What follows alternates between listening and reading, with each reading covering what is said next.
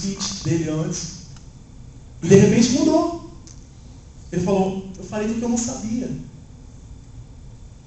E quando nós conhecemos a Deus de fato e de verdade, nós sabemos quem Ele é e quem nós somos. Aí a gente cai de joelho e fala, Deus, eu me arrependo no pó e na cinza porque eu não sou nada. Porque você tem a dimensão de quão santo e de quão glorioso é Deus. Você imagina que Deus, a glória de Deus é algo tão esplêndido que Moisés, por estar na presença de Deus no monte, quando ele desceu, as pessoas não conseguiam olhar para ele. Só porque ele refletia a glória de Deus. Imagine você diante de um Deus desse.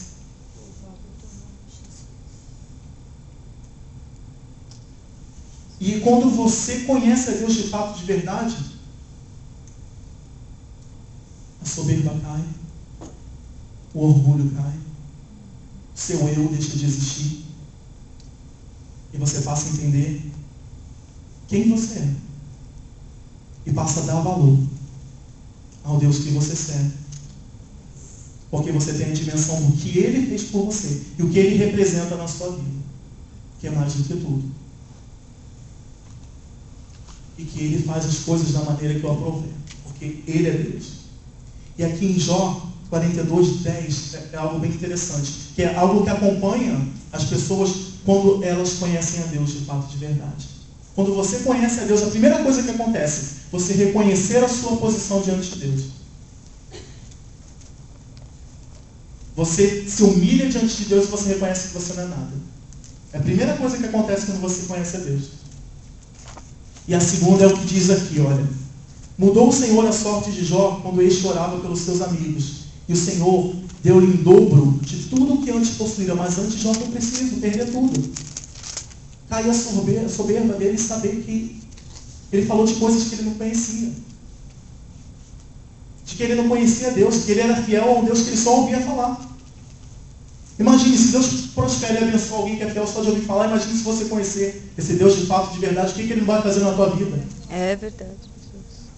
Então, eu fico pensando, e ele reconheceu, e é o primeiro fator. O segundo fator é isso aqui. Você tira os olhos de você e passa, a sua visão amplia. Você deixa de ser egoísta e começa a olhar para o teu irmão e ver que além do seu problema, existem pessoas com problemas maiores. Existe um mundo para ser ganho, para Jesus. Aí você começa a orar pelo teu irmão. É o segundo fator que acontece quando você conhece a Deus. Você olha para a situação do seu irmão e você se compadece. Aí você tira os seus olhos, a sua visão se abre, se amplia, e você vê que existe um campo gigantesco. Você deixa de olhar para a sua vida, para a sua situação, e você passa a ver que existem pessoas lá fora e que Deus confiou uma missão, que Deus te confiou um propósito. Você não está aqui na igreja para poder ficar louvando, levantando a mão só, não. Deus, Ele falou, e descerei sobre vós o Espírito Santo, para que você seja testemunha dEle, nos 4 cantos da terra. Nós não estamos aqui para ficar na igreja levantando a mão e dando aleluia e glória a Deus, não. Nós estamos aqui para ir. E Deus conta conosco, Deus conta com você. Essa é a missão, ir. E quando você for, você pode ter certeza, porque é o que diz sobre o jejum. O jejum que me agrada é que desate a atadura da impiedade. Nós estamos num propósito. Mas nesse propósito de jejum, tenha no seu coração o propósito de evangelizar alguém, de dar uma palavra de conforto, de amor, porque esse é o jejum que agrada a Deus. Esse é o jejum que agrada a Deus. E se você quer ver resultado na tua vida, comece a orar pelo teu irmão. Foi o que eu fiz. Não tinha ninguém na igreja, na minha casa, era eu sozinho. Quantas vezes eu não passava Natal e Ano Novo em casa, porque eu estava evangelizando. Eu estava na igreja. Eu saía de vez em quando de casa numa sexta-feira e só voltava na segunda. Perdi muitas coisas com a minha família, mas ganhei muitas almas para Jesus, pela misericórdia dele. E eu lembro que muitas vezes nos cultos de Dia das Mães, de Pais e coisa, eu estava sozinho na igreja, eu chorava, mas eu olhava para os bancos e determinava, em nome de Jesus a minha família vai estar aqui. Porque eu estou aqui sacrificando a minha vida. E o Senhor prometeu que aquele que largasse tudo para poder te seguir, o Senhor abençoaria nessa vida e ainda no porvir. Então é essa certeza que você tem que ter dentro de você. Como Deus me honrou e tem me honrado. Ele me tirou do Brasil para poder me abençoar. Mas existe um processo. Não foi fácil para chegar até aqui. E não tem sido para você. E não vai ser. Porque tudo existe um processo. Mas é nesse processo que Deus quer te honrar. Amém. É nesse processo que Deus quer te livrar, que Ele quer te abençoar, que Ele quer mudar a situação, fazer o vento virar e colocar tudo no lugar para todo mundo olhar para a tua vida e dizer, foi Deus que fez. Aleluia, louvado o teu nome. Então é isso que você tem que ter, essa confiança na diversidade, de saber, como dizia o apóstolo, quando você conhece a Deus, você tem isso dentro de você. Meu Redentor vivo. Ele não dorme. Como dizia o salmista, eleva os meus olhos para os montes, porque é de lá que vem o socorro, não é do homem que vem o teu socorro, não. Não é do advogado, não é da corte, não é da imigração, o teu socorro vem de Deus. É o que eu estava falando com a minha avó, que o Lula decretou que os pensionistas não iam receber da Marinha, não sei o que. Falei para ela, avó, nem que todo mundo não receba, a senhora vai receber, porque a senhora é mulher de Deus, fiel, dizimista, e Deus é fiel. E o juiz decretou e falou que não, que aquilo estava decretado e que os aposentados iriam receber, e Deus é fiel, porque mesmo que não aconteça, Deus ele faz o milagre acontecer, porque você é filho de Deus, e tem que haver diferença entre os que servem e os que não servem, os que são fiéis e os que não são. E essa segurança tem que estar dentro de você. Amém.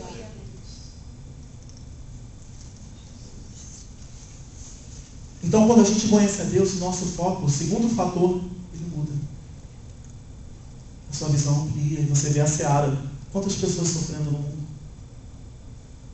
Uma coisa, quando a primeira coisa que você faz é você ter a dimensão de quem você é. Aí você desperta e você vê a grande missão que Deus entregou na tua mão. Imagina, Deus podia ter colocado os anjos. Você acha que se Deus tivesse dado essa missão de evangelizar para os anjos, o mundo já não teria ganho para Jesus?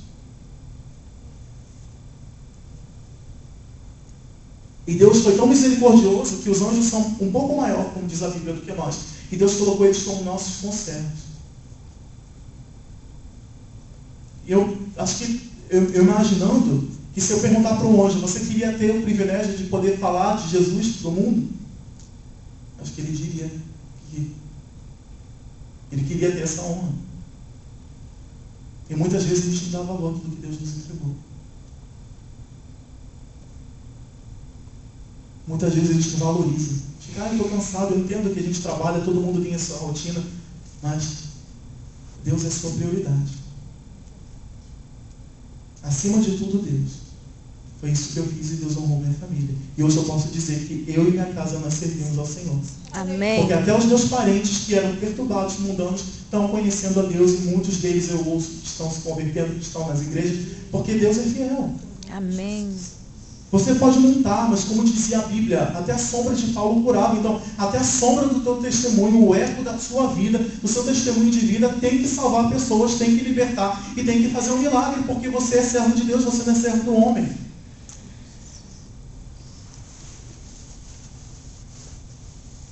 E aqui em João 8:31, no 32 diz: disse, pois, Jesus aos judeus que haviam crido nele: se vós permanecerdes na minha palavra, sois verdadeiramente meus discípulos, e conhecereis a verdade, e a verdade vos libertará.